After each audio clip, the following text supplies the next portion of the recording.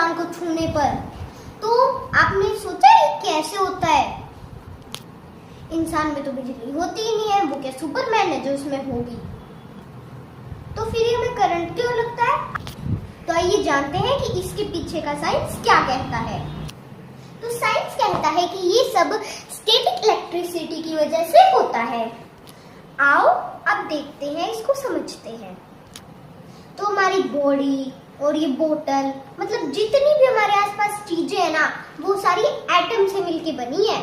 जो एटम होता है वो हमारी खेलने वाली बॉल की तरह होता है, जिसमें कोई भी चार्ज नहीं होता है। एटम के अंदर 3 छोटे छोटे पार्टिकल्स प्रेजेंट होते हैं। आपको पता है कौन कौन से? आइए मैं बताती हूँ। इलेक्ट्रॉन, प्रोटॉन और न्यूट्रॉन। इलेक्ट्रॉन पे होता है नेगेटिव का चार्ज और प्रोटॉन पे होता है पॉजिटिव का चार्ज और न्यूट्रॉन पे कोई भी चार्ज नहीं होता है। तो फ्रेंड्स, ये होता है एटम। तो ये देखो, इसके सेंटर में तो प्रोटॉन और न्यूट्रॉन होते हैं और ये जो बाहर का आपको सर्कल दिख रहा है, इसमें इलेक्ट्रॉन, मैंने आपको बताया था ना, इलेक्ट्रॉन वो सर्कल काटता है।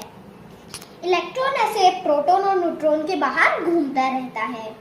तो किसी ना किसी कारण से अपनी बॉडी में जो इलेक्ट्रॉन की अमाउंट होती है वो या तो बढ़ जाती है या फिर घट जाती है।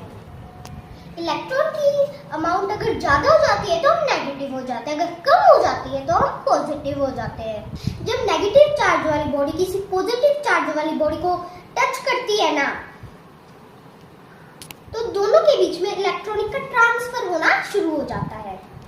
तो अब आप सोच रहे होंगे कि सिर्फ इलेक्ट्रॉन ही क्यों जाता है, प्रोटॉन और न्यूट्रॉन क्यों नहीं जाते? वो इसलिए नहीं जाते, मैंने आपको चार्ट दिखाया ना, तो इसी में से मैं आपको समझाती हूँ कि अभी ये प्रोटॉन और न्यूट्रॉन तो सेंटर में होते हैं ना, इलेक्ट्रॉन तो बाहर होता है, तो कौन जाएगा हमारे में?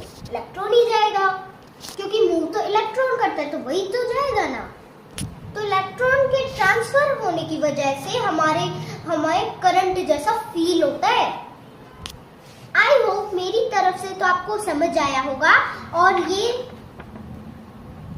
Bye friends.